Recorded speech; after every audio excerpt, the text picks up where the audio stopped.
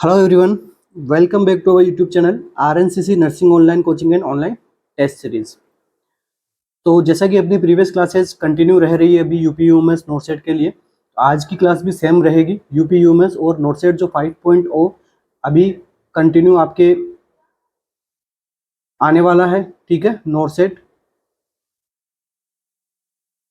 तो दोनों के लिए क्या है, ये क्लासेस जो है वो इम्पोर्टेंट रहने वाली है। एम्स का थोड़ा स्टैंडर्ड थोड़ा ज़्यादा अप रहता है, ठीक है। वो क्लिनिकल बेस्ड एमसीक्यू ज़्यादा था, तो उसी साइड में यूपीयू में जो क्लिनिकल के साथ साथ में थ्योरेटिकल आपसे क्वेश्चंस भी पूछता है, ठीक है। उसके बाद के अंदर इसके अंदर थोड़े आपको दोनों के अंदर ही आपको जीके रीजनिंग वगैरह के आपको एमसीक्यूज, ठीक है, करंट मैथमेटिक्स वगैरह आपको दोनों ही देखने को मिलेंगे। तो उनकी भी क्लासेस हम जो है वो लगवाएंगे, ठीक है। वो बिफोर द एग्जाम रहेगी ताकि उनमें ज़्यादा आपको याद वो मेमोराइज करना ना पड़े। ताकि देखो, स्पेशल टॉपिक हम सोल्व करवा देंगे, उसके अंदर से कम आपको 3 से 4 एमसीक्यूज मिल जाएंगे, क्योंकि टॉपिक्स वही हम सोल्व कराते हैं जो एग्जाम पूछता रहता है कंटिन्यू, ठीक है। तो वो तो बात होगी अदर सब्जेक्ट की। बात अपने बात करें नर्सिंग से रिलेटेड, तो क्या करते हैं अपन, लाइक जैसे प्रीवियस क्लासेस रही है वैसे आगे क्लास हमें कंटिन्यू रहेगी। साथ साथ में जिन स्टूडेंट्स को टेस्ट सीरीज ज्वाइन करनी है, इसके लिए यूपी यूएमएस के लिए, तो इसमें हमने क्या कर दिया है, 25 जो है वो मॉडल टेस्ट पेपर हमने क्या कर दिया, लॉन्च कर दिए गए हैं, ठीक है। हमारा जो ऑफिशियल लोगो है, इससे आपको क्या प्ले स्टोर पे आपको हमारा ऐप मिल जाएगा iOS एंड एंड्रॉइड दोनों के लिए। तो उसके अंदर हम 25 मॉडल टेस्ट पेपर है। ये टेस्ट पेपर टॉपिक वाइज है, सब्जेक्ट वाइज भी है, and pre UP UMS test series भी है, ठीक है। और जिन स्टूडेंट्स को नॉर्सेट की टेस्ट सीरीज वगैरह उसके अंदर अपनी स्टडी को कंटिन्यू रखना है, तो वो हमारे सपोर्टिव नंबर जो नीचे आपको दिख रहे हैं, इन पे जो है वो कॉल या मैसेज करके उसकी इन्फॉर्मेशन ले सकते हैं। शुरू करते हैं आज के अपने सेशन को बिना किसी देरी के। देखो, आज का टॉपिक जो है वो इंपॉर्टेंट रहेगा काफ़ी। अपन छोटे टॉपिक्स को हम पढ़ेंगे, ठीक है, और उनमें से क्या एमसीक्यू बनता है ये भी हम जो है वो देखेंगे, ठीक है। अपने एमसीक्यू हो सकता है कम मिले, बट आपको मैटर काफ़ी ज़्यादा मिलेगा, ताकि आपको एक तो उसका रिवीजन हो जाएगा, साथ साथ में आपका वो टॉपिक भी क्लियर हो जाएगा। आगे उससे रिलेटेड आप खुद एमसीक्यू सोल्व कर सकते हो। देखो, बाकी टेस्ट सीरीज टेस्ट अगर आपको एमसीक्यूज, तो देखो बुक्स भरी पड़ी है एमसीक्यूज के लिए, इतनी सारी बुक्स है अपने मार्केट में। तो आपका अगर वो एमसीक्यू का है तो आप बुक से भी कर सकते हो, बट मेरा यहाँ पे क्या टारगेट रहता है कि आपके मैं कॉन्सेप्ट थोड़े क्लियर करवाऊँ, ताकि जो आप एमसीक्यू सोल्व करते हो वो उसमें आप इजी रहो, ठीक है। क्वेश्चन प्रैक्टिस तो खुद से ही होती है, ठीक है। मैं आपको ज़्यादा एमसीक्यू कराऊंगा, आपके समझ नहीं आएगा, या फिर आप, तो उसमें क्या है कि खुद की प्रैक्टिस बेस्ट रहती है। इसलिए हम क्या है, टेस्ट सीरीज लॉन्च की है, तो टेस्ट सीरीज को कंसिडर कर सकते हो। प्राइस एकदम अफोर्डेबल रखा है। शुरू करते हैं आज के सेशन को। फर्स्ट एमसीक्यू अपने सामने है, a child present with failure to thrive, ठीक है। फेलियर टू थ्राइव हो रहा है बच्चे के अंदर, क्रोनिक डायरिया है उसमें, साथ में डिस्टेंडेड एब्डोमेन है, ठीक है। एब्डोमेन भी कैसा है, डिस्टेंडेड है, फूला हुआ है। लैब रिजल्ट शोज लो सीरम एल्बुमिन लेवल। अब आपने लैब रिजल्ट देखा है और वहाँ पे आपको क्या मिला है, सीरम एल्बुमिन लेवल भी आपको क्या मिला है, कम मिला है। Which of the following condition is most likely to be present. तो आपको नीचे दिए गए ऑप्शंस में से कौन सी कंडीशन ऐसी है जो मोस्ट लाइकली यहाँ पे इस क्राइटेरियाज को फॉलो करते हुए वो कंडीशन यहाँ पे लग सकती है आपको। ऑप्शंस क्या है, coeliac disease, lactose intolerance, type 1 diabetes, या फिर सिकल सेल एनीमिया, ठीक है। क्या रहेगा अपना करेक्ट आंसर? तो आंसर के साथ में हम क्या करेंगे, इन चारों ही टॉपिक को डिस्कशन करेंगे, क्योंकि इंपॉर्टेंट है, एग्जाम में एमसीक्यू बनते हैं इन टॉपिक में से, और छोटे टॉपिक्स है, ठीक है। बाकी आपको जैसे पीआर यादव है, टारगेट हाई है, एनक्लेक्स वगैरह मोस्टली से आप इन टॉपिक्स के एमसीक्यू खुद निकाल सकोगे, ठीक है।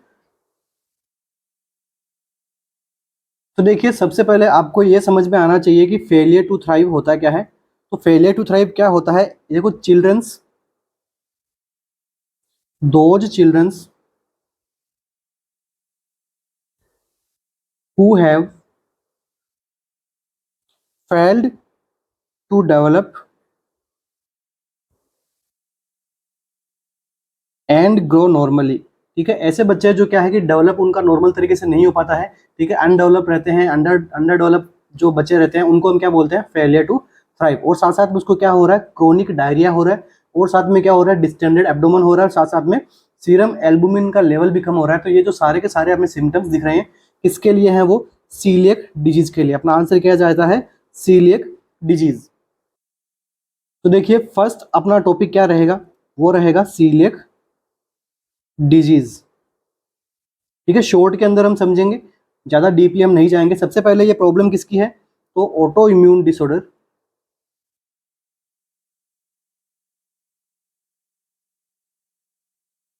ऑफ स्मॉल इंटेस्टाइन, ठीक है। स्मॉल इंटेस्टाइन की प्रॉब्लम होती है, ठीक है, ऑटो इम्यून डिसऑर्डर होती है। इसके अंदर होता क्या है, इसे दूसरे नाम से क्या जानते हैं, also known as gluten sensitive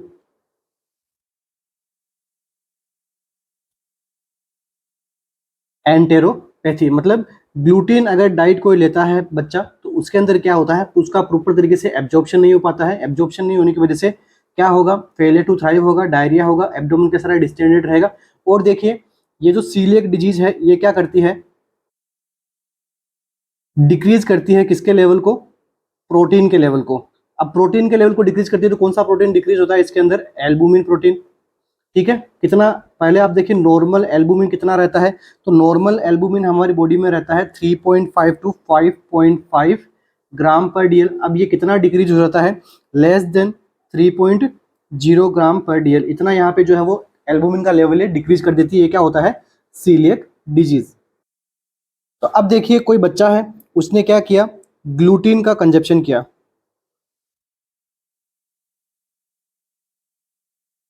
अब ग्लूटीन के अंदर क्या रहता है, एक पेप्टाइड रहता है, इसको हम क्या कहते हैं, ग्लियाडिन, ठीक है। अब इस क्या होता है, ग्लियाडिन के रेस्पॉन्स में क्या बन जाता है, आईजीए क्या करती है, वो एक्ट करती है, ठीक है। आईजीए अपनी जो एंटीबॉडी होती है वो इस ग्लियाडिन के खिलाफ क्या करती है, एक्शन करती है। अब इस एक्शन से क्या होगा, आगे फर्दर कुछ मैकेनिज्म्स होती है, इसके साथ में लास्ट में क्या बनता है, यहाँ पे जो है वो इन्फ्लामेटरी रिएक्शंस हो जाती है, ठीक है। ज़्यादा डीप में हम नहीं जाएंगे कैसे होता है क्या होता है, ठीक है। जब हम इसके लिए स्पेशल क्लास लेंगे केवल और केवल सीलियक डिजीज की, तब हम इसको खोल के पढ़ाएंगे। इन्फ्लामेटरी रिएक्शंस होती है, क्या बन जाता है, साइटोकाइंस, ठीक है। अब ये साइटोकाइंस क्या करते हैं, डिस्ट्रक्शन करते हैं, डैमेज करते हैं, किसको करते हैं,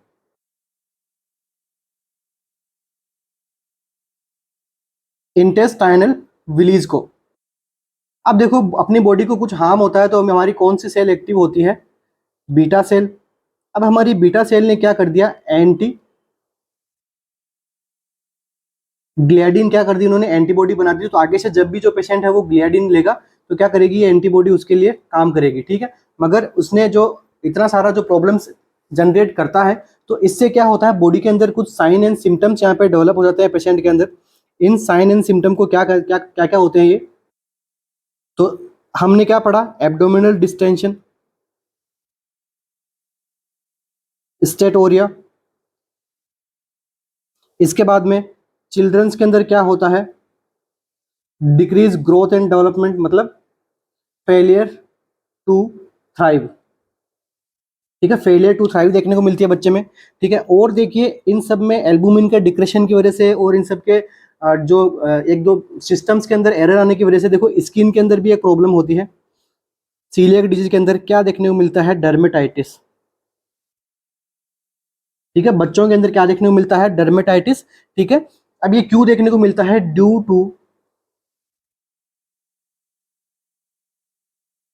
due to circulating IgA antibodies की वजह से, ठीक है। आईजीए एंटीबॉडी मैंने आपको बताया था, यहाँ पे क्या बन जाती है हमारी आईजीए एंटीबॉडी, काम करती है इसके खिलाफ। अब ये जो आईजीए एंटीबॉडी बनती है ये क्या करती है, डर्मल के जो पेपिलीज होते हैं उनके ऊपर क्या करती है, ये उनको क्या करती है, डैमेज करती है। एंड डैमेज के बाद में क्या कर देती है, जनरलाइज्ड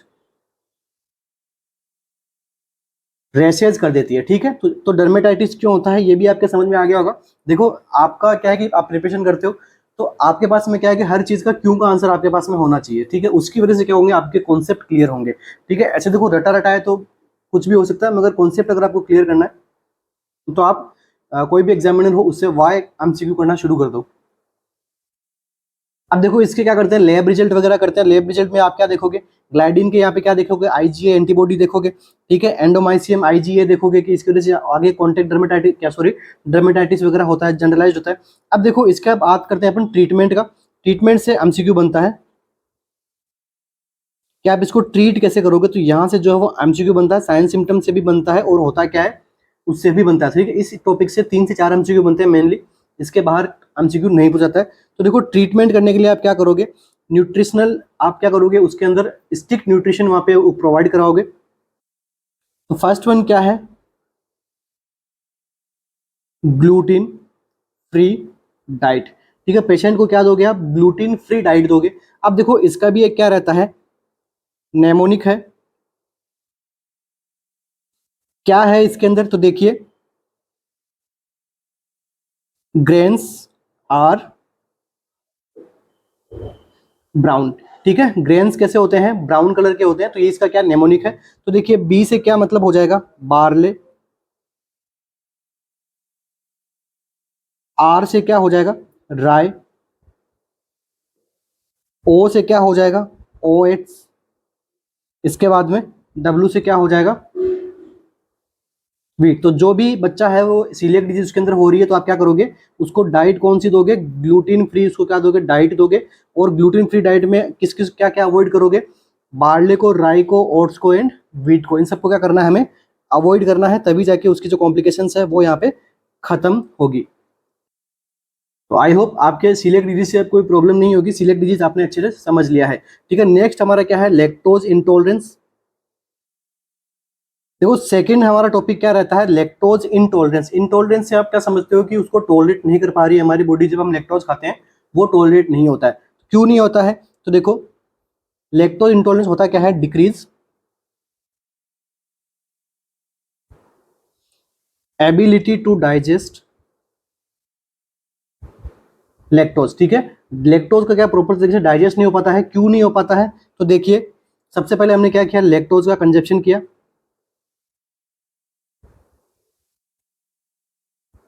अब जब लैक्टोज कंज्यूम कर लिया और हमारे पास में किसकी डिफिशियंसी हो गई, डिक्रीज लैक्टेज। अब लैक्टेज की वजह से क्या होता है, लैक्टोज जो है वो आगे जाके कन्वर्ट हो पाता है, डाइजेस्ट हो पाता है। अब जब हमारे पास में क्या है, लैक्टेज की डिफिशियंसी है या फिर लैक्टेज कौन सी स्टेट में है, इनएक्टिव। अब ये क्या लीड करेगा, इंक्रीज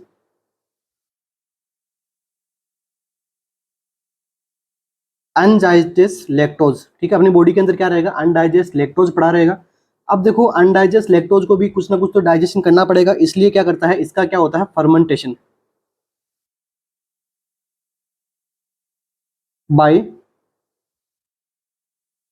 कॉलोनिक फ्लोरा। जो हमारी बॉडी के अंदर जो नॉर्मल फ्लोराज रहते हैं वो इसका क्या कर देते हैं, फर्मेंटेशन कर देते हैं। अब फर्मेंटेशन अगर किसी का होता है तो क्या होना, मतलब उसको सड़ाना। ठीक है, तो फर्मेंटेशन क्या होता है, या उसको गलाना कोई चीज को। फर्मेंटेशन की वजह से क्या बनता है, हमारी बॉडी में क्या बनता है, देखो गैसेज बनती है। ठीक है, ब्लोटिंग, साथ में क्या होता है, डायरिया। ठीक है, इस तरीके से क्या होता है, जो लैक्टोज है अनडाइजेस्ट वो हमारी बॉडी से बाहर जाता है डायरिया के फॉर्म में। तो इसके अंदर ज़रा समझने का कुछ है नहीं हमारे पास में। ठीक है, तो इसके अंदर क्या, एब्डोमिनल डिस्टेंशन, वोमिटिंग हो जाएगी, पेशेंट को डायरिया होता है, वो बच्चों के अंदर मोर कॉमन होता है। इसे हम क्या कहते हैं, लैक्टोज इंटॉलरेंस। तो लैक्टोज के जो फूड आइटम्स है उनको क्या करो, अवॉइड करो। ठीक है, उससे क्या होगा, लैक्टोज इंटॉलरेंस नहीं होगा। या फिर क्या दे दो आप, लैक्टेज एंजाइम जो है वो साथ साथ में उसकी ड्रग चला दो, ताकि जो लैक्टोज आप दे रहे हो वो डाइजेस्ट हो जाए। अब देखिए नेक्स्ट जो कौन सी है वो है टाइप 1 डायबिटीज। तो टाइप 1 डायबिटीज के अंदर क्या होता है, तो देखिए इसके अंदर क्या होता है, destruction of pancreatic beta cell. अब आप सभी को पता होगा इंसुलिन का सिक्रेशन किससे होता है, बीटा सेल से। तो एमसीक्यू है आपके लिए। ठीक है, इसी प्रकार से हर लाइन में आपको एमसीक्यू मिलेगा, चाहे वो छोटा हो चाहे वो बड़ा एमसीक्यू मिले, चाहे आपका कॉन्सेप्ट क्लियर हो। ठीक है, आपका टॉपिक कंप्लीट होना चाहिए। तो देखो डिस्ट्रक्शन होगा सबसे पहले किसका, पैनक्रियाटिक बीटा सेल का। इसकी वजह से क्या देखने को मिलेगा, डिक्रीज हो जाएगा किसका लेवल, इंसुलिन का लेवल डिक्रीज हो जाएगा। तो क्या लीड करेगा बॉडी के अंदर, हाइपर ग्लाइसीमिया। इसे हम क्या कहते हैं, टाइप 1। ताकि इंसुलिन ही यहाँ पे बॉडी के अंदर बन नहीं रहा है, या फिर एकदम लो अमाउंट के अंदर बन रहा है, तो हमें क्या लेना पड़ता है, एक्सोजिनस इंसुलिन। तो एक्सोजिनस इंसुलिन कौन सी डायबिटीज के अंदर लेते हैं, तो टाइप 1 डायबिटीज के अंदर। तो अब देखिए इसके हम क्या बात करेंगे, साइन एंड सिम्टम के। आप जो है साइन एंड सिम्टम को खुद अभी निकालोगे। ठीक है, रटा रटाया चीज नहीं है, खुद से साइन एंड सिम्टम निकालने हैं। ठीक है, तो अब देखो one by one upon discuss करते हैं। सबसे पहले क्या हो गया, हमारी बॉडी के अंदर क्या हो गया, इंसुलिन की यहाँ पे क्या देखने को मिल गई, कमी देखने को मिल गई। अब जब इंसुलिन कम होता है तो जो ग्लूकोज होता है, ये क्या है, हमारी सेल है, तो ग्लूकोज का है जो सेल के अंदर नहीं जा पाता है। ठीक है, अब इसकी वजह से क्या देखने को मिलता है, हाइपर ग्लाइसीमिया। तो डायबिटीज के अंदर क्या देखने को मिलता है, हाइपर ग्लाइसीमिया। ठीक है, फर्स्ट साइन सिम्टम आपके सामने आ गया। सेकंड साइन सिम्टम की बात करें तो क्या होता है, अब जो सेल होती है, ये जो सेल है हमारी, ठीक है, अब जब ग्लूकोज इसके अंदर गया नहीं, ठीक है, अब देखो ग्लूकोज इसके अंदर नहीं जाएगा तो क्या हो जाएगा, डिक्रीज एनर्जी प्रोडक्शन। तो सेल जो है वो किस में चली जाएगी, स्टारवेशन में। अब जब सेल स्टारवेशन में चली गई तो इसको कंपनसेट करने के लिए बॉडी क्या करती है, पॉलीफेजिया, मतलब क्या करेगी, ओवर ईटिंग करेगी। जबकि देखो सेल को ये नहीं पता है कि ग्लूकोज अंदर सेल में नहीं जा रहा है, सेल को तो ये लगता है कि हमारी बॉडी में ग्लूकोज ही नहीं है, ठीक है। तो बट क्योंकि यहाँ पे हाइपर ग्लाइसीमिया ब्लड के अंदर है, मगर सेल में कमी हो रही है, तो सेल क्या करवा रही है, ओवर ईटिंग करवाती है पेशेंट से। वो क्या हो गया, पॉलीफेजिया। साथ साथ में पेशेंट को क्या होता है, फटीग। क्यों नहीं है, क्योंकि सेल में क्या है, एनर्जी नहीं है, इसलिए पेशेंट को क्या होगा, फटीग। तो दो और साइन सिम्टम आपको देखने को मिल गए। अब बात करते हैं अपन थर्ड साइन सिम्टम की। वो क्या होता है, अब देखो ग्लूकोज हमारी बॉडी में क्या है, एक्सेस हो गया, ठीक है। अब ये गया किसके पास में, किडनी के पास। अब किडनी क्या करेगी, देखिए रीनल थ्रेशोल्ड बढ़ा देती है। रीनल थ्रेशोल्ड बढ़ा के वो क्या करेगी, वो सोचती है कि मैं ग्लूकोज को इससे बाहर निकाल दूं। तो रीनल थ्रेशोल्ड जब बढ़ता है तो इसके साथ साथ में क्या होता है, ग्लाइकोसूरिया। ठीक है, ग्लाइकोसूरिया होता है। ग्लाइकोसूरिया एक प्रकार का क्या होता है, ऑस्मोटिक डायूरेसिस। मतलब ग्लूकोज हमारी बॉडी में ज्यादा होगा तो वो एक तरीके से क्या करेगा, डायूरेसिस का, ऑस्मोटिक डायूरेसिस का काम करता है। अब ये ऑस्मोटिक डायूरेसिस की वजह से पेशेंट को क्या हो रहा है, पोलीयूरिया। ठीक है, आपको समझ में आ गया पोलीयूरिया क्यों होता है। हम सभी पढ़ते हैं कि पोलीफेजिया, पोलीडिप्सिया, पोलीयूरिया सभी चीजें किसमें होती है, डायबिटीज में होती है। अरे क्यों होती है, ठीक है, क्यों का आपको आंसर मिलेगा तो आपका सिलेक्शन इजी होगा। देखो एम्स जो है वो अभी आपसे क्यों का आंसर पूछने लग गया है, ठीक है। जब से वो सिनेरियो बेस्ड एमसीक्यू लेके आए, वो पूछता है कि ऐसा क्यों होता है, ठीक है, आपको ये क्यों पता होना चाहिए। ठीक है, अभी आप अपने सामने क्या आ गया, पोलीयूरिया आ गया। अब पोलीयूरिया से पेशेंट के अंदर क्या डेवलप हो जाएगा, हाइपोवोलेमिया। ठीक है, ये भी एमसीक्यू, सारे हर लाइन में देखो एमसीक्यूज आपको सामने मिल रहे हैं, ठीक है। एम्स इसी तरह से घुमा घुमा के आपको एमसीक्यू पूछता है, और हमें क्वेश्चन आते हुए भी, आंसर आते हुए भी हम क्या कर देते हैं, उसको रॉन्ग कर देते हैं। अब देखिए हाइपोवोलेमिया हो गया। अब हाइपोवोलेमिया होने की वजह से हमें क्या देखने को मिलता है, इंक्रीज सीरम ऑस्मोलैरिटी। अब जब सीरम ऑस्मोलैरिटी बढ़ती है तो पेशेंट को क्या करता है, patient polydipsia, excessive water intake भी करता है, ठीक है। इसलिए ये सब चीजें डायबिटीज के अंदर होती है। पेशेंट खुद से नहीं पीता है, खुद से भूख लगती है, भूख लगती है, ऐसा नहीं कि पेशेंट बोल रहा है, उसकी बॉडी बोल रही है कि हमें भूख लगी है, ठीक है। तो बेसिक सी अपन ज्यादा डीप में नहीं जाएंगे। तो अब देखिए इसके अंदर हम करेंगे क्या, किस प्रकार से इसको मैनेज करेंगे। मैनेजमेंट की बात करते हैं तो मैनेजमेंट में क्या आएगा, लाइफ लॉन्ग इंसुलिन की आप क्या दोगे, थेरेपी दोगे पेशेंट को, ठीक है। जो भी शॉर्ट एक्टिंग, लॉन्ग एक्टिंग, जो भी डॉक्टर प्रिस्क्राइब करे, क्योंकि यहाँ पे बीटा सेल ही क्या करती है, इंसुलिन बना नहीं पाती है, ठीक है। इसको हम क्या बोलते हैं, टाइप 1 डायबिटीज। बाकी देखो थोड़ा बहुत आपको आइडिया हो जाएगा, ज़्यादा डिस्कशन नहीं करेंगे, बस पता होना चाहिए क्या होता है। इससे है कि आपका क्या कॉन्सेप्ट बिल्ड हो जाएगा। वैसे तो हम क्या कर सकते हैं, माइक्रो जो पेशेंट के अंदर क्या क्या होता है, तो देखो रेटिनोपैथी हो सकती है, ठीक है। और फिजिकल एग्जामिनेशन करते हैं तो अपन क्या देखते हैं, उसके अंदर पेशेंट के अंदर न्यूरोपैथी हो जाती है, इन्फेक्शन हो जाते हैं, डिलेड वाउंड हीलिंग। अगर डायबिटीज का पेशेंट होता है तो उसमें आपने देखा होगा एम्पुटेशन ज़्यादा होता है, क्योंकि वुंड यहाँ पे जो है वो प्रॉपर तरीके से ठीक नहीं हो पाता है। और क्या देखने को मिल सकता है, माइक्रोवास्कुलर में रेटिनोपैथी हो सकती है, मैक्रोवास्कुलर में कार्डियोमायोपैथी हो सकती है, ठीक है। तो बहुत सारे साइन सिम्टम आते हैं, कभी डायबिटीज के अलग से क्लास लेंगे। तो हम बाकी हमारी क्लासेस सारी की सारी जो हमारे क्रैश कोर्स है वहाँ पे आपको मिल जाएगी। नेक्स्ट जो कौन सा है, वो फोर्थ वन कौन सा है, सिकल सेल एनीमिया। ये एक एमसीक्यू में थोड़ा लेंथी सोल्व करवा रहा हूँ, ताकि थोड़ा अगर आपको ये जो पैटर्न है ठीक लगे तो इसके बारे में भी आप मुझे बताना, ठीक है, टॉपिक डिस्कशन से रिलेटेड, ठीक है। क्वेश्चंस भी होते हैं इसके अंदर, लाइक जैसे स्टारवेशन, पॉलीफेजिया, पॉलीडिप्सिया क्यों होता है, क्या होता है, कॉन्सेप्ट आपका क्लियर हुआ तो मतलब डायबिटीज से आप एमसीक्यू भी सोल्व कर दोगे, ठीक है। नेक्स्ट अपना कौन सा है, क्या है, सिकल सेल एनीमिया। केवल एक ही एमसीक्यू को मैं इतना थोड़ा लेंथी करके बता रहा हूँ, चारों ऑप्शंस को बता रहा हूँ, ताकि मुझे थोड़ा आइडिया लगे कि भाई आपको किस तरीके के मैटर चाहिए, ठीक है। ये जस्ट एज ए एक्सपेरिमेंट है, केवल अपने एक वीडियो के अंदर मैं आपको चारों चीज बता रहा हूँ, नहीं तो इतना डीप में डिस्कशन नहीं करता हूँ। डीप इसलिए नहीं है कि मैं हर चीज को डीपली बता रहा हूँ, सुपरफिशियली बता रहा हूँ, मगर चारों ऑप्शंस को मैं डीपली समझा रहा हूँ, ठीक है। ऐसा नहीं कि कोई ऑप्शन को मैंने छोड़ दिया, ठीक है, ये इससे रिलेटेड नहीं है तो कोई बात नहीं। इसके बाद में क्या था, सिकल सेल एनीमिया। नेक्स्ट क्या है अपना, सीकल सेल एनीमिया। ठीक है, सीकल सेल एनीमिया क्या होता है, एक प्रकार का हीमोलाइटिक एनीमिया होता है। ठीक है, due to sickle cell disease. अब इसके अंदर क्या होता है, देखो पॉइंट म्यूटेशन होता है इसका बीटा ग्लोबिन जीन का। ठीक है, पॉइंट म्यूटेशन किसका होता है, बीटा ग्लोबिन जीन का। ये एम्स में पूछा गया है कि सिकल सेल एनीमिया का किसका म्यूटेशन देखने को मिलता है, तो बीटा ग्लोबिन जीन का क्या होता है, पॉइंट म्यूटेशन होता है। और इसकी वजह से क्या प्रोड्यूस होता है, प्रोड्यूस हीमोग्लोबिन एस, जिसको हम क्या बोलते हैं, एचबीएस। ठीक है, आपने पढ़ा होगा सिकल सेल एनीमिया में क्या कितने टाइप के होते हैं, देखो H B S S, H B S C, H B S A, या फिर H B S beta thalassaemia. इसके बाद में H B S D, H B S C. ठीक है, इतने टाइप के जो है वो सिकल सेल एनीमिया देखने को मिलेंगे। ठीक है, ये इसकी वजह से होता है due to produce of haemoglobin S. ठीक है, बीटा ग्लोबुलिन के अंदर क्या होता है, जीन के अंदर पॉइंट म्यूटेशन होता है, जिसकी वजह से ऐसे इतने टाइप्स आपको जो है वो देखने को मिलते हैं। अब देखिए इसके अंदर क्या होता है, अब इस हीमोग्लोबिन एस की वजह से क्या होता है, आरबीसी पे क्या होता है, आरबीसी कंटेन एचबीएस। ठीक है, हीमोग्लोबिन एस यहाँ पे आरबीसी पे प्रेजेंट रहता है, और ये क्या करते हैं, पॉलीमराइज करते हैं। पॉलीमराइज डीफॉर्म इनटू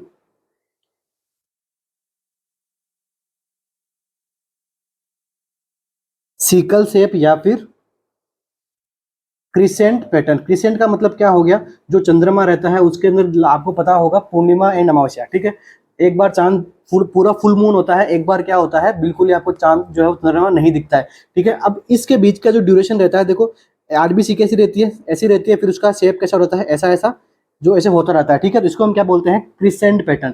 ठीक है, तो देखो सिकल शेप बोल सकते हैं, इसको क्रिसेंट पैटर्न बोल सकते हैं। कब होता है ये, तो जब कब होता है ये भी स्पेशली होता है, ऐसे नॉर्मली नहीं होता है। कब होता है ये, ड्यू टू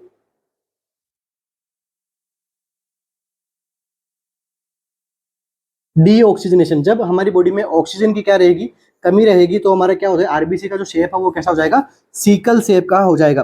ठीक है, अब देखो अब हमारी बॉडी में डीऑक्सीजनेशन होगा क्यों, इसके भी कुछ कारण है। तो सबसे पहले क्या हो जाएगा, कोल्ड के अंदर,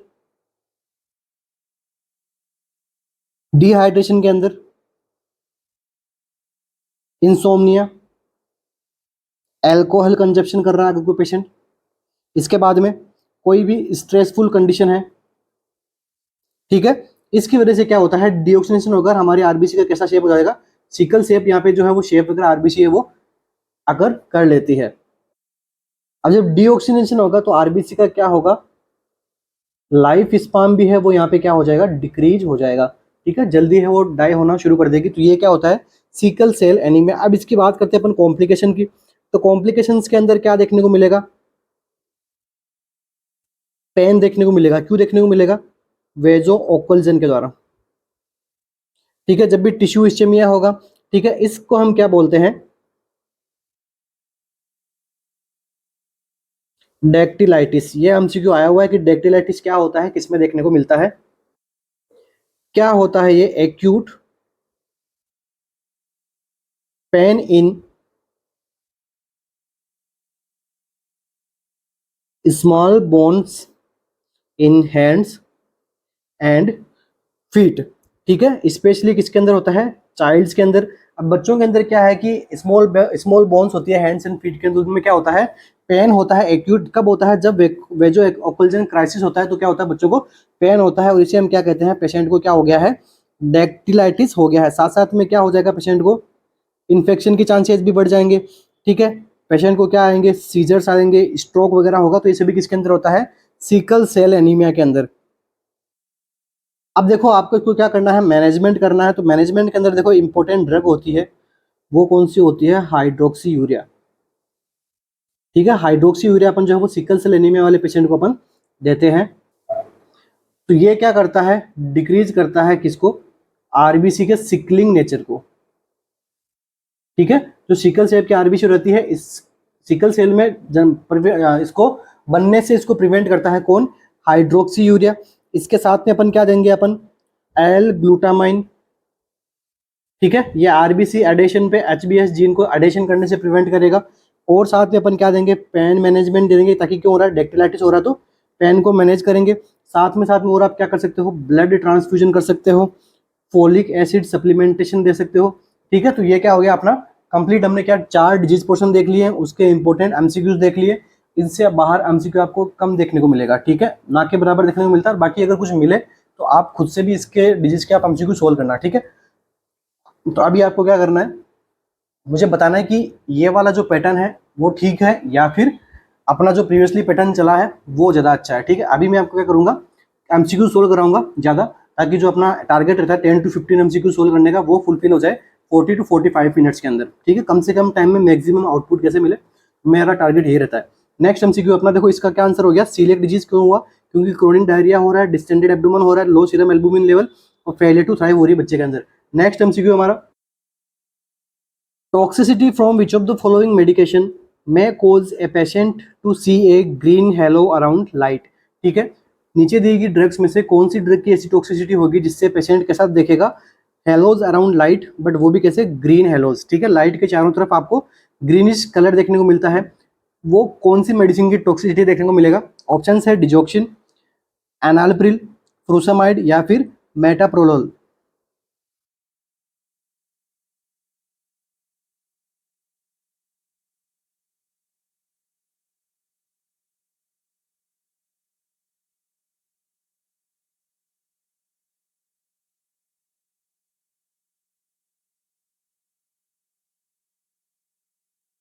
तो देखिए, हेलोज अराउंड लाइट आपको किसमें देखने को मिलता है? डिगोक्सिन की टॉक्सिसिटी की वजह से, ठीक है। डिजोक्सिन किसमें काम में आती है? एक प्रकार की ये क्या है? Cardiac glycoside. क्या है ये? कार्डियक ग्लाइकोसाइड है। किसके अंदर काम आती है? कंजेस्टिव हार्ट फेलियर के अंदर। मैंने आपको जब लास्ट से लास्ट क्लास के अंदर जो डिजोक्सिन का टॉपिक पढ़ाया था मैंने, उसके अंदर मैंने आपको अच्छे से डिस्कस किया था, ठीक है। अब इसमें क्या देखने को मिलता है? मोस्ट कॉमन टॉक्सिसिटी के अंदर साइन क्या आता है यहाँ पे? विजुअल डिस्टर्बेंस, ठीक है। विजुअल डिस्टर्बेंस में से कैसे? Halo green halos around light किसकी वजह से आता है? तो डिगोक्सिन की वजह से। ज्यादा डिस्कशन नहीं करूंगा। अब देखिए एनालिप्रिल, ठीक है। तो देखिए एनालिप्रिल क्या होती है, इसके क्या साइड इफेक्ट आते हैं? इसके साइड इफेक्ट में क्या आएंगे? कफ, हाइपोटेंशन, डिजीनेस। अब देखिए फ्रूसामाइड को हम क्या बोलते हैं? लेसिक, ठीक है। लेसिक्स भी नाम से भी अपन जाना जाता है। अब देखो इसके साइड इफेक्ट अगर हम देखें तो क्या होगा? ये क्या करवाता है? डायूरेटिक एक्शन करता है, अपनी बॉडी से फ्लूइड का कमी करता है। तो पेशेंट को क्या देखने को मिलता है? डिहाइड्रेशन, ठीक है। डिहाइड्रेशन देखने को मिला, साथ साथ में क्या देखने को मिलेगा? हाइपोटेंशन। नेक्स्ट वन कौन सी ड्रग होती है? मेटोप्रोलोल। मेटोप्रोलोल क्या करती है? सीवियर हाइपोटेंशन करवाती है। इसके साथ में क्या करवाती है? Sinus bradycardia. इसके बाद में ये क्या करती है? अल्टर करती है अपने लेवल ऑफ कॉन्शियसनेस को भी अल्टर करती है। पेशेंट जो है वो कोमा में भी जा सकता है। पेशेंट को जो है वो नोजिया वोमिटिंग के सिम्टम्स भी आ सकते हैं, ये तो कॉमन है। तो ये क्या हो गया? मेटोप्रोलोल का साइड इफेक्ट। नेक्स्ट एमसीक्यू हमारे, the priority nursing intervention for a patient receiving amantadine is to teach the patient to, ठीक है। प्रायोरिटी नर्सिंग इंटरवेंशन क्या है? पेशेंट क्या कर रहा है? एमांटिडिन का रिसीविंग कर रहा है, तो यहाँ पे प्रायोरिटी नर्सिंग इंटरवेंशन आपसे पूछा है, ठीक है। Monitor the pulse rate and regularity. Pulse rate की जो पल्स की जो रेट है उस एंड रेगुलरिटी है उसको मॉनिटर करना। Take the last dose of medication at the bedtime. Bedtime पे मेडिकेशन को लेना है। Inspect the skin for erythematous rashes. Skin को आपको इंस्पेक्ट करना है कि भाई वहाँ पे कोई किसी प्रकार के रैशेस तो नहीं आए हैं। नेक्स्ट क्या है? Stop taking the drug if the mouth become dry. Drug को आपको लेना बंद कर देना है अगर माउथ जो कैसा हो गया है? ड्राई हो गया है। तो क्या रहेगा करेक्ट आंसर इसका?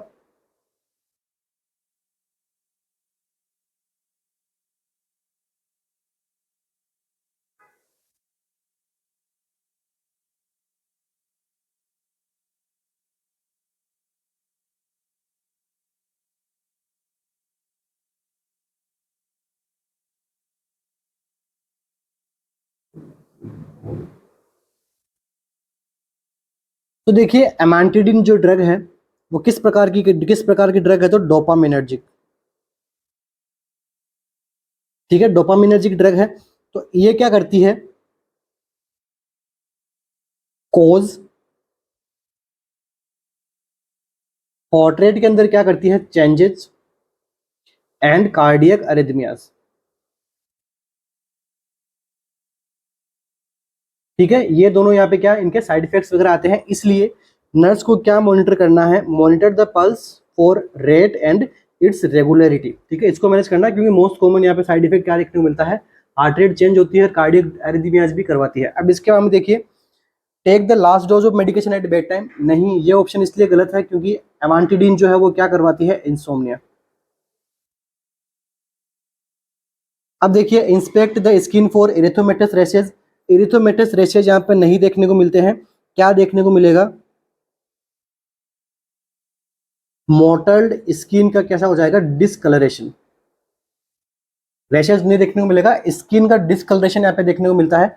इसके हमें stop taking the drug if mouth become dry, mouth तो यहाँ पे एक्सपेक्टेड जो ड्राई है वो क्या है, एक्सपेक्टेड साइड इफेक्ट है, तो इसकी वजह से जो है वो डिसकंटिन्यू नहीं करनी है। क्यों नहीं करनी है, क्योंकि ये तो एक्सपेक्टेड साइड इफेक्ट होता ही है एमांटिडिन का, ठीक है। आई होप आपके एमसीक्यू समझ में आ गया हो।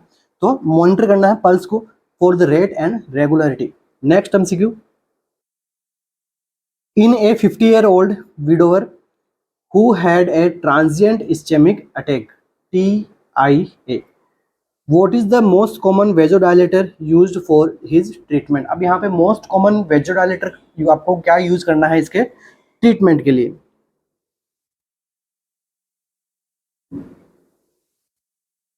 ऑप्शंस क्या है, नोरेफिनेफ्रिन, डोपामाइन, पैपावरिन या फिर नाइट्रोप्सराइड।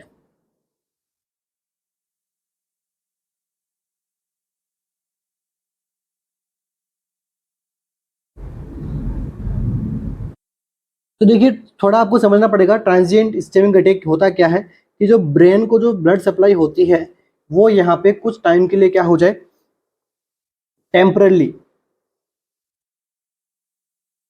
कैसी हो जाए, ब्लॉक हो जाए, ठीक है। इसे हम क्या कहते हैं, ट्रांजिएंट इस्चेमिक अटैक। एक प्रकार का ये क्या होता है, स्ट्रोक की कंडीशन होती है, बट ये क्या है, रिजोल्यूबल होता है, ठीक है, इसको अपन रिवर्ट कर सकते हैं, ठीक है। इसकी ब्लॉक होने का रीजन क्या हो सकता है, क्लॉट हो सकता है, आर्टरी का नेरोविंग हो जाना, वेसल्स का नेरोविंग हो जाना, ठीक है, और ब्लड फ्लो में कमी आना, ठीक है। इसकी वजह से क्या हो रहा है, ब्रेन को प्रॉपर तरीके से ब्लड सप्लाई नहीं पहुंच पाती, इसे हम क्या कहते हैं, ट्रांजिएंट इस्चेमिक अटैक। अब इसके लिए अपन क्या करेंगे, देखो ब्लॉकेज को मिटाने के लिए अपन क्या देते हैं, वेजोडाइलेटर। अब वेजोडाइलेटर दे रहे हैं तो इसका क्या होगा, कौन सा वेजोडाइलेटर देंगे हम यहाँ पे, तो ऑप्शन नंबर डी, क्या है ये, नाइट्रोप्सराइड, ठीक है। इसको हम क्या देंगे अपन, as a most common vasodilator use करते हैं ट्रांजिएंट इस्चेमिक अटैक वाले कंडीशंस के अंदर। बाकी देखिए, ऑप्शन जो ए एंड बी है वो किसको ट्रीट करते हैं, हाइपोटेंशन को। बाकी जो पेपावरिन है ये इसको जो है वो मायोकार्डियल डिप्रेसेंट वाली स्टेज के अंदर इसको हम जो है वो क्या रखते हैं, कॉन्ट्रा इंडिकेट रखते हैं, इसको हम काम में नहीं लेते हैं। ओके, नेक्स्ट एमसीक्यू हमारा, emergency treatment of acute heart failure is best managed with which of the following drugs, ठीक है। इमरजेंसी ट्रीट करना है आपको किसको, एक्यूट हार्ट फेलियर वाली स्टेट को, बेस्ट मैनेजमेंट किसके द्वारा हो सकता है, ऑप्शन क्या है, आइसोप्रोटेनॉल, फेनाइल एफिनेफ्रिन, मेटाप्रोटेनॉल या फिर डोबुटामाइन।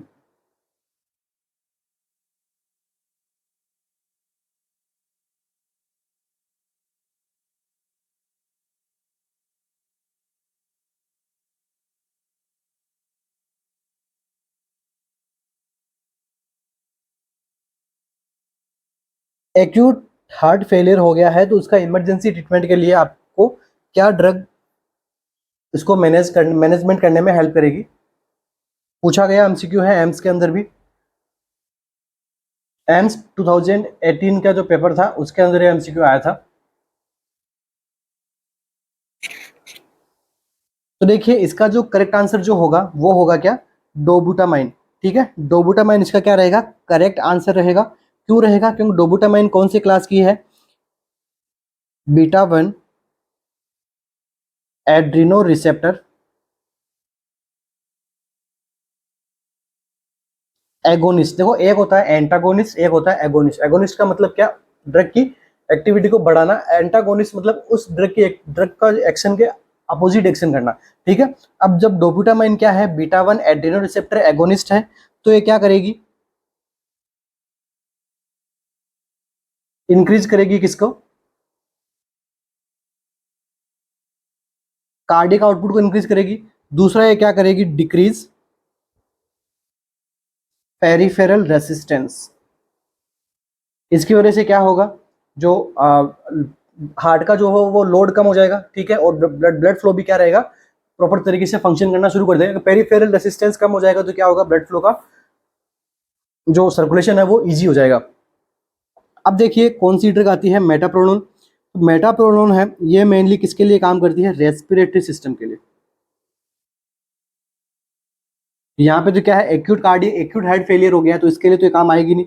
इसके बाद में क्या है, देखिए जो फेनिलेपिनेफ्रिन है, ये क्या करती है, इंक्रीज पेरिफेरल रेसिस्टेंस। तो ये तो हमारे फिर से काम में नहीं आएगी, क्योंकि ये तो प्रॉब्लम और आगे बढ़ा देगी। तो फेनिलेपिनेफ्रिन को अपन काम में नहीं लेंगे। इसके साथ में ये क्या बचता है लास्ट में, आइसोप्रोटेनोल।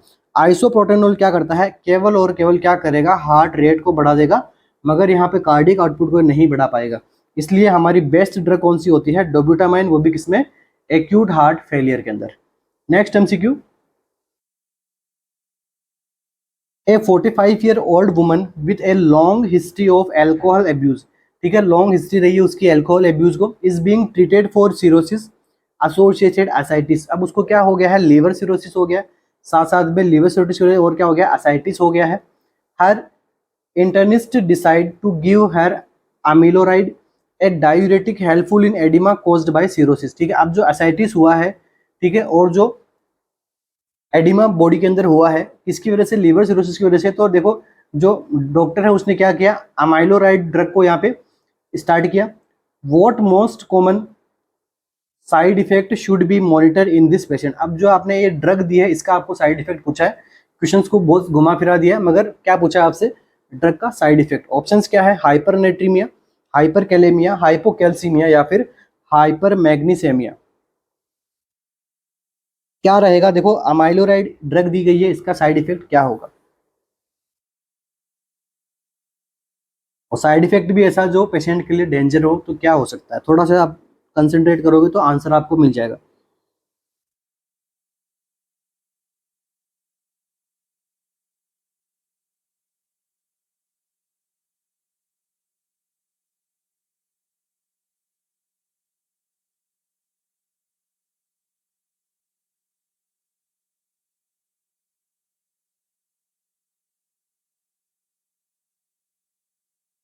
तो देखिए यहाँ पे अमाइलोराइड जो ड्रग दी गई है ये क्या लीड करती है, हाइपर कैलेमिया। ठीक है, मैंने आपको बोला भी था थोड़ा डेंजरस इफेक्ट होता है। तो potassium is the most dangerous element. अगर इसका लेवल कम होता है तो बढ़ता है, तो पेशेंट का जो है वो डेथ होने का, कार्डियक डिफॉर्मिटीज सॉरी कार्डियक जो प्रॉब्लम्स आने के चांसेस यहाँ पे काफी बढ़ जाते हैं। ठीक है, इसलिए जो वो हाइपर कैलेमिया इसका क्या रहेगा, करेक्ट आंसर रहेगा। बाकी ये क्या करवाता है, हाइपर कैलेमिया हो गया तो इस कंपेरेटिवली क्या होगा, बॉडी के अंदर सोडियम की कमी आएगी, क्योंकि दोनों एक साथ बढ़े हुए आपको कभी नहीं देखने को मिलेंगे। ठीक है, और बाकी वैसे भी अमाइलोराइड जो है वो क्या करवाती है, हाइपोनेट्रीमिया कोज करवाती है।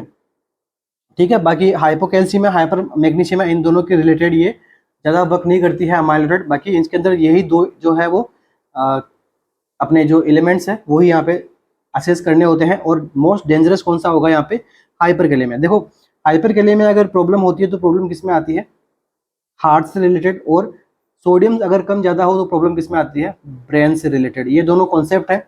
आपको अगर ऐसा ही पूछ ले कि भाई एक ब्रेन से रिलेटेड कोई आपको एमसीक्यू दे दे, पेशेंट है उसके अंदर ये अपन प्रॉब्लम देख रहे हैं तो कौन सा इलेक्ट्रॉन इम्बेलेंस हो रहा है, तो मोस्ट प्रोबेबिलिटी अपना आंसर क्या जाएगा, सोडियम इम्बोलिक, क्योंकि sodium is the main elements for the brain nervous system and potassium is the main electrolyte for heart rate heart के लिए। ठीक है, दोनों एलिमेंट्स के बारे में आपको पता होना चाहिए। नेक्स्ट एमसीक्यू हमारा,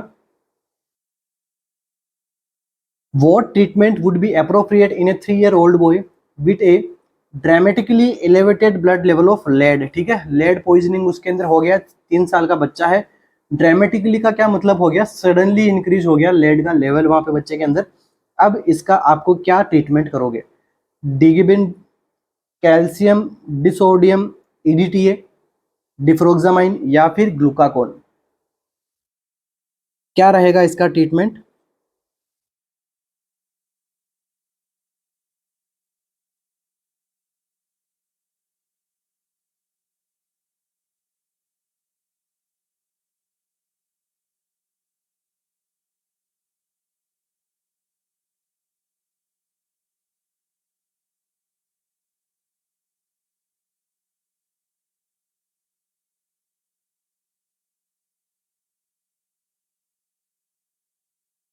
तो अब देखिए यहाँ पे आपसे क्या पूछा है, लेड के लिए। तो सबसे पहले देखो ग्लूकाकोन किसके लिए काम आता है, तो देखो ग्लूकाकोन जो है वो काम आता है किसके लिए,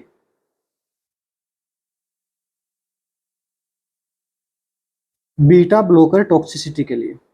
अगर बीटा ब्लोकर की टॉक्सिसिटी हो गई तो आप क्या दोगे, ग्लूकाकोन। ठीक है, अच्छा एमसीक्यू है, पूछा भी जाता है। अब देखिए डेफ्रोक्सामाइन, तो डेफ्रोक्सामाइन जो है वो किसके लिए काम में आता है, आयरन टॉक्सिसिटी के लिए। ठीक है, आयरन का ओवरलोड होना, टॉक्सिसिटी होगा तो आप क्या दोगे, डेफ्रोक्सामाइन। एंड जो डिगिबिन है, इसका भी मैंने आपको बताया था, ये क्या होता है, फ्रैब फ्रैगमेंट एंटीबॉडी होती है, किसके लिए काम आती है, डिगोक्सिन टॉक्सिसिटी के लिए। लास्ट ऑप्शन कौन सा बचता है हमारा, कैल्शियम डिसोडियम ईडीटीए। इसको हम क्या देते हैं, लेड के ट्रीटमेंट के लिए हेल्प करते हैं, एज ए एक्ट किसका करता है, चिलेटर का। ठीक है, एंटी चिलेटिंग थेरेपी के अंदर ये काम में आता है, एज ए चिलेटर का एक्ट करता है। ठीक है, इनऑर्गेनिक लेड के लिए उनका लेवल डिक्रीज करने के लिए काम में लिया जाता है इसको। और इसको अपन किस प्रकार से देते हैं, देखो इसको अपन क्या देते हैं, आईवी देते हैं, एमसीक्यू बन सकता है यहाँ से। ठीक है, सेवरल डेज के लिए देते हैं आईवी। और इसके साथ में हम देंगे क्या, साथ में हम क्या देंगे,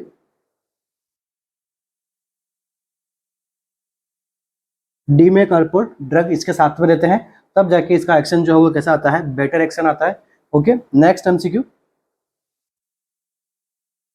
a nurse is caring for a patient who present with a purulent wound infection। एक नर्स है वो पेशेंट की केयर कर रही है, पेशेंट को क्या हो रखा है, वुंड इन्फेक्शन हो गया, वो भी कैसा है, पुरुलेंट है, पस फॉर्मेशन वहां पे हो रहा है।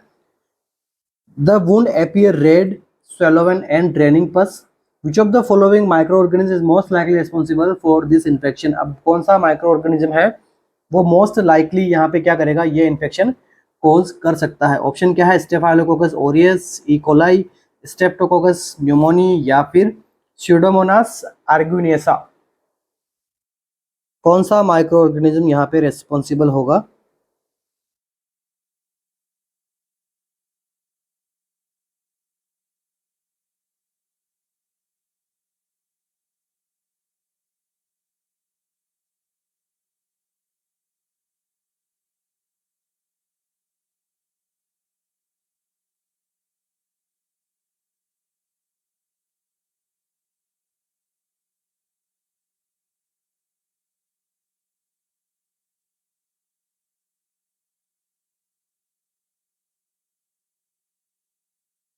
तो देखिए इसके लिए जो बैक्टीरिया जो रेस्पॉन्सिबल होता है, माइक्रो ऑर्गन जो रेस्पॉन्सिबल होगा वो क्या होगा, स्टेफाइलोकोकस ओरियस। ठीक है, स्टेफाइलोकोकस ही यहाँ पे क्या है, पुरुलेंट वुंड इन्फेक्शन के लिए रेस्पॉन्सिबल होता है।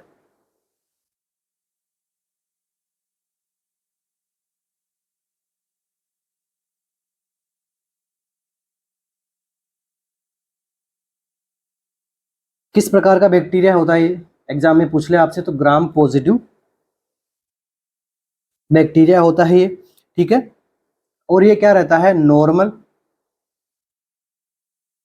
हेल्दी जो इंडिविजुअल्स होते हैं उनके अंदर भी ये क्या रहता है, प्रेजेंट रहता है। बट जब कभी भी कोई स्किन कट हो जाता है या फिर तो ये क्या करता है, बॉडी के अंदर एंटर होके क्या कर देता है, ये जो एपियर रेड स्वेलोवन एंड ड्रेनिंग पस वगैरह वाले जो वोंड वगैरह बना देता है। ठीक है, नॉर्मल पर्सन के स्किन पे भी रहता है, इसलिए जो है वो हाइजीन मेंटेन करना जरूरी है। ठीक है, ऐसा नहीं कि आप फिट हो तो बट आपके ऊपर कोई माइक्रोजन नहीं ऊपर रहता है, मगर ऐसी चीज़ें जो नॉर्मल फ्लोराज वगैरह हैं वो अपनी जगह छोड़ के कहीं और चले जाएंगे तो वहाँ पे वो इन्फेक्शन कर देंगे कॉज। ठीक है, इसी प्रकार से स्किन के ऊपर ये रहता है। ठीक है, हेल्दी इंडिविजुअल में रहता है, ग्राम पॉजिटिव बैक्टीरिया है। And it is the most common responsible होता है ये यहाँ पे पुरुलेंट पस वाले वाउंड जो होते हैं उनमें मोस्ट कॉमन कौन रेस्पॉन्सिबल है, staphylococcus aureus. Next MCQ, thyroid follicles are lined by, ठीक है, थायराइड फॉलिकल्स है वहाँ पे किस प्रकार का टिश्यू देखने को मिलता है आपको। ऑप्शंस क्या है हमारे पास में, तो देखिए columnar epithelium, transitional epithelium, cuboidal epithelium या फिर स्क्वेमस एपिथेलियम।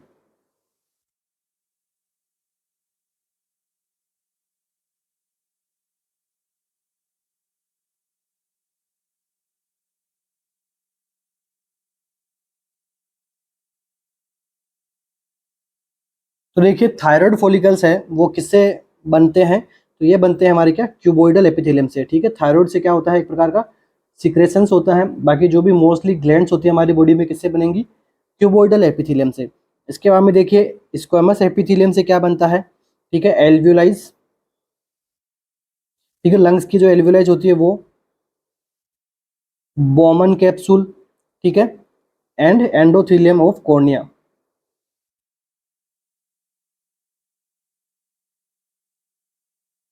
इसके बाद में देखिए ट्रांजिशनल एपिथेलियम, ये कहाँ होता है, यूरो एपिथेलियम, ठीक है। यूरो एपिथेलियम को हम क्या कह सकते हैं, ट्रांजिशनल एपिथेलियम। कहाँ प्रेजेंट रहता है, रीनल पेल्विस, यूरेटर,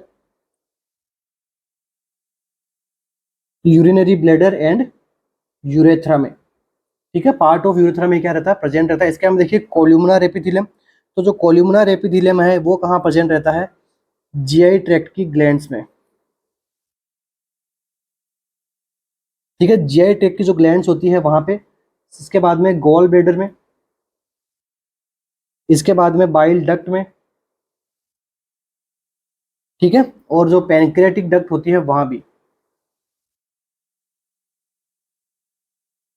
ठीक है। तो इसी के साथ ही आज की अपनी सेशन को कंप्लीट करेंगे। आशा करता हूँ आपको वीडियो लेक्चर काफ़ी अच्छा लगा। और फर्स्ट एमसीक्यू को मैंने क्या किया है, थोड़ा हर एक ऑप्शंस को मैंने वहाँ पे अच्छे से समझाने की कोशिश की है। तो आप फिर से मुझे थोड़ा बताना कि वो आपको कैसा लगा, ठीक है। अगर वो आपको ठीक लगता है, बाकी देखो मैं क्वेश्चंस तो आपको मिनिमम 10 क्वेश्चन तो मैं आपको हर एमसीक्यू में सोल्व करवाऊंगा। मेरा ये तो मिनिमम टारगेट है, 10 to 15 एमसीक्यू में सोल्व करवाता हूँ, मगर 10 एमसीक्यू तो मेरा टारगेट रहता है कि सोल्व करवाऊँ, ठीक है। बाकी वो जो थोड़ा पैटर्न था इससे पहले वाला जो मैंने आपको फर्स्ट एमसीक्यू में सोल्व कराया, हो सकता है उसकी वजह से आपको जो है वो 15 एमसीक्यू ना मिले, मगर उसमें भी मैं 10 एमसीक्यू तो आपको सोल्व करवा दूंगा। मगर उसके अंदर क्या है कि आपके टॉपिक क्लियर हो रहे हैं, साथ साथ में आपके टॉपिक में से इंपॉर्टेंट एमसीक्यू कहाँ से बन रहे हैं वो इंपॉर्टेंट मैं आपको बताता हूँ, ठीक है। आपके कॉन्सेप्ट क्लियर हो रहे हैं, ठीक है। अगर देखो इट्स योर चॉइस, आप जैसे बोलोगे मैं आपको वैसे पढ़ाने को तैयार हूँ, ठीक है, मेरा कोई प्रॉब्लम नहीं है। इवन मेरे तो ये एमसीक्यू सोल्व कराना ज़्यादा ईजी है, ठीक है, इसके अंदर ज़्यादा अपने को दिमाग लगाने की नीड है नहीं, ठीक है। हाँ इसका आंसर ये है, इस प्रकार से होगा और बात खत्म, ठीक है।